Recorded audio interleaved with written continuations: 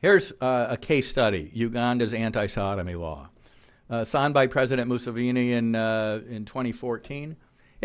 Contrary to the way it was reported here in the United States, it provided life imprisonment for aggravated homosexuality. That is, homosexual acts committed by somebody infected with HIV/AIDS who knew that by conducting that act, they were very likely to give that deadly disease death sentence to their sex partner, and homosexual acts with minors.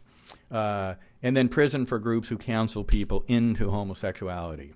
The reaction in Europe, Netherlands, Norway, and Denmark immediately cut or suspended aid payments to Uganda. The World Bank did as well.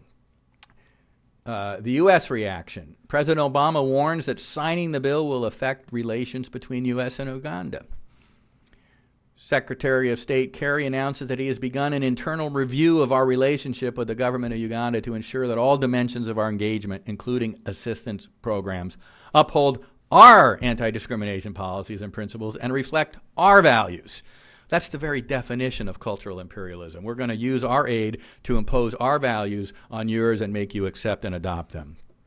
In June of 2014, the U.S. announced its sanctions, suspension of some of the aid to Uganda, imposition of visa restrictions, cancellation of regional military exercises, despite the fact that the Ugandan soldiers have been helping U.S. in Somalia and in the fight against the, quote, Lord's Resistance Army, which has massacred and kidnapped tens of thousands of people in Central Africa. That's the kind of thing we're giving up and throwing to the wind in order to advance this agenda. All right? The Uganda response, President Museveni, we see how you do things, the families, how they're organized, all the things we see them, we keep quiet. It's not our country. Maybe you like it. But so now there's an attempt at social imperialism to impose social values, your social values of one group on our society in Uganda. That's the very definition of cultural imperialism. He uses the phrase social imperialism. He sees what's going on. Africans do not seek to impose their views on anybody. We do not want anybody to impose their views on us. This very debate was provoked by Western groups who come to our schools and try to recruit children into homosexuality.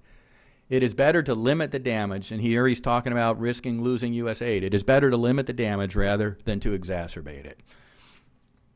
Now, the Ugandan Supreme Court invalidated the law, but only on technical grounds that there had not been a quorum. I suspect that it's going to come back, and I hope it comes back in short order.